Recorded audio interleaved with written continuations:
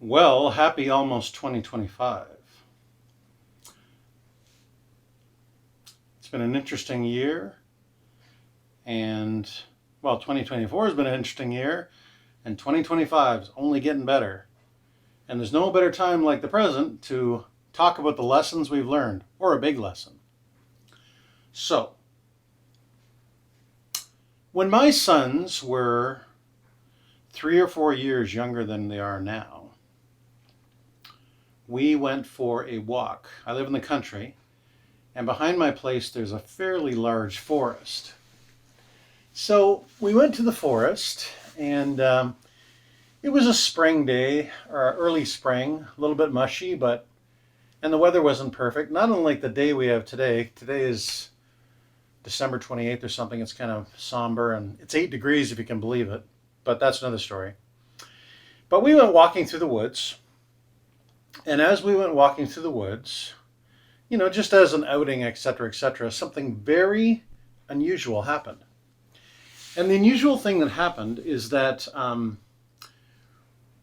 a doe, or a buck, I don't know, but it was a baby deer, approached us. Out of the woods came this little baby deer. Wasn't tiny Bambi size, but it was, I'm going to suggest more than 3, less than 6 months old, and just walked right up to us like a scene out of, I don't know, the Jungle Book or something. Or if you went to an enclosed deer area like Marineland or something, but this is a wild deer. And in that moment, I was like, what's going on here? This is like, is the Matrix broken? Because this deer, here we are, 3, almost full-size men. I'm a full-size man. My sons are almost full-size. And this deer walks up and, just engages with us, just wants to be touched. We stroke its head, stroke its back, under its chin. Basically, the exact vision of how everyone imagines they would love to interact with one of those quote-unquote cuddly animals. And it was a very unique experience. I remember to this day, and even though I had my phone on me, I should have recorded it, but I didn't. But that's beside the point. We interacted with it for about a half an hour. And it was, day was getting long, and even magical experiences.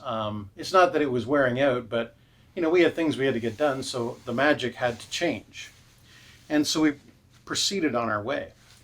Now, the tail end of our trip was going to be going through some thicket in the forest, which is pretty overgrown and, to be honest, a little bit mushy. And I didn't think anything of this deer. I thought it'd run away, find its parents, whatever. And but as we were walking through this thicket, and again, it was slow going, so it was easy to pause and reflect, this deer was following us. It was following us, and I was like, what's going on here? Why does it want to expose itself to this hardship? And for whatever reason, the deer had aligned itself, and it felt that going through the hardship with us was more fun than anything else it had going on. And I'll be honest and say there was a part of me that was like, oh, this is pretty cool. Wonder what's going to happen next. But what did happen next was actually very surprising to me based on the energy of what had just happened. So as we're getting closer to the road, immediately I started having visions of the worst. I can remember when I was a child, or a teen anyway, I had a friend who got in a deer car crash, and that really made it clear to me how dangerous deer can be for themselves and the cars. And I mean, everybody's seen the carcasses on the side of the road, right? So anyway, I was very concerned with this deer because in that moment, did I love the deer? Well, I loved it like I like nature, and I was really concerned about it. So instead of letting the chips fall where they may, because I could have turned around, I could have done a lot of different things, I decided I was going to take matters into my own hands. And the only thing I had with me to take matters into my own hands was my belt. Now, don't get excited. I wasn't going to be violent with this deer. Instead, I took my belt off, and if you understand the way a belt works, if you go past the notches, you can turn it into a slip knot. So that's what I did. I petitioned the deer, had it come closer to me because it was very interested in everything I had to offer it, and I slipped the belt over its head. Well, so I slipped the belt over its head, and I began to try and lead it. And I'm a fairly tough guy. I've got a good grip. But as I was leading this deer, all of a sudden it detected how I was changing its level of freedom. And it pulled a little bit. It wasn't very happy about that. And in short order, even though it was a small deer, I mean, let's face it, they're all muscle. It broke my grip and ran away. Across the road that I was trying to save it from, and into a place that I have no idea where it went. And it took my belt. I love that belt. I have visions of that belt rotting in the swamp, but anyway. The point is that I had a beautiful circumstance and with that deer, and I tried to control it. I tried to control that circumstance for, sure, on one angle I was trying to protect the deer, but at the same time I was also trying to, I was basically trying to prolong its time with us. Because I really had no plan. You know, was I like, oh, I'll lead it back to the house and I'll feed it and water it, call it George, and it can live in the backyard. I didn't really think that far, but, you know, I'm not saying that there's a part of me that wasn't like, oh yeah, that'd be great. But essentially what had happened is that I had exerted a level of control on a circumstance which was beautiful and which had caused it to end. Now, was it supposed to end?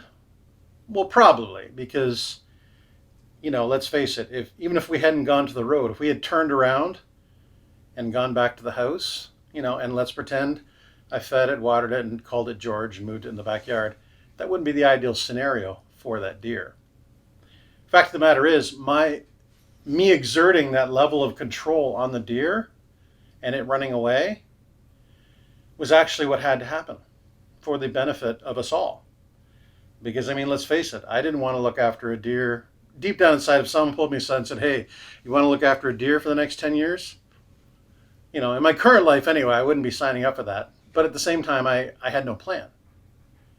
But the point is, it ran away because I tried to control it. And that's then the big lesson this year is that, you know, you think about our society. Our society is full of controls, speed limits, taxes, laws, social conventions, all these different things. Some of them are very overt in their controlling nature, and some of them are a little more covert, but it's controlled nonetheless. And everybody either, you know, we know the people in our society, some of us are very walking the line and some of us are very anarchistic, but we all exist inside that paradigm. And that's why it's important to have your own personal sense of freedom so that you're not overwhelmed by the control in our society. But me especially, and I would suggest any person who is motivated by a quality life, it is very common for us to try and exert our control on things that seem to be slipping away from us. So what I mean by that, so for example, it's very common to hear about a parent who, you know, you've had this child your whole life and the child's been like, yes, mommy, yes, daddy, its whole life, and you have that point of reference. But as that child starts to get a little autonomous and gets older and is not as readily doing the yes, mommy, yes, daddy, it's very common for parents to increase their grip and increase their control. And although there is a certain value in that, there are more stories of children drifting away from parents who do that. Not to say they stay away forever, but their relationship radically shifts, and sometimes it's hard for parents to appreciate that. Even in regard to business, you know, it's an interesting thing to note that Edison, when he was inventing the light bulb, the story is that if you understand the way a light bulb works, there is a tungsten filament inside the light bulb, and the way it works is that you pass energy through the tungsten, and it goes into the vacuum of a light bulb, and that creates light. But if the tungsten is too thick, it'll burn out. And when Edison was making the light bulb, he had men working for him who were making the light bulbs, et cetera, and at least in the initial development phases, and they kept burning out. He needed to make it thinner and thinner, and he never actually thought, because he was always controlling it, he never actually thought that he needed someone with smaller hands to actually make the tungsten. And I think, if memory serves me correctly, ultimately had to get a woman to roll the tungsten, or maybe a child, one of the two. Don't quote me on this, but I do know that ultimately making the tungsten as thin as possible was how they achieved it. And he had quite a lot of frustration leading up to that because he was trying to control it with the factors he knew instead of thinking of a new angle. Even relationships, it is common for our society now, the struggles that happen in relationships are oftentimes rooted in one party, either one or both parties, wanting to quote unquote have their own way, and they attempt to elicit control over each other, either through manipulative methods or through more overt methods. But the result is the same. We have a 50% divorce rate, and of the remaining 50 who are married, 40% of those don't want to be. Control. So the lesson that I learned this year is that in regard to all things, I have, all of the Zen yogi guys who go meditate all day and, hang out in the mountains, their biggest thing is like, be like water. Be fit into the container you're in, because those things that are supposed to be with you will stay with you or will actually return. And so, for example, in regard to, like, let's imagine when they first started making bread. When they first, the most common form of bread in the world is flatbread because it's the easiest to make. I think it was probably quite by accident that one day all of a sudden somebody left it out and the right amount of yeast got up and it started to rise and they had this fluffy thing which they'd never had before. And all that it took was taking away the control of the dough and letting the dough do its own thing. So I don't really have a pithy end to this video, but the bottom line is that in regard to areas in your life that you're trying to figure out, maybe you've got challenges with your work, maybe your position, or maybe a project you're pursuing. Maybe you have a challenge with a child or something with your home life, like your actual structure of your home. Maybe you have a challenge with the law, or maybe you have a challenge with your partner or your spouse. Well, the biggest gift you can give yourself is once you've, even especially if you come to the point where you're in frustration. If you come to the point where you're in frustration, sometimes you will be forced to let it go. So in the case of the deer, through no fault of the deer's or mine, I was forced to let go of that deer. And ultimately that deer defaulted to its nature and was able to return to nature.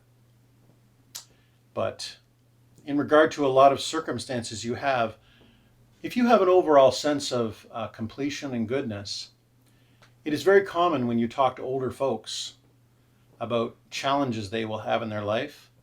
It is a very common story, if they're reflective people, to say something like, well, it just worked out. And that's the point. It will just work out if you, sometimes when you're going after a problem with your own strength, yes, it's true you can be tenacious. But sometimes just putting things down for a while creates a new level of clarity. Creates a new level of clarity which then allows you to see things through a new lens. A new lens where you can recognize the perfection of what it is. You can recognize the beauty that may still be unfolding. You can recognize the peace that may ultimately be present in the in the circumstance or situation you're dealing with, understanding that all of those ingredients, when left just to mature will allow the best outcome to come about. And it's simply because you chose not to control.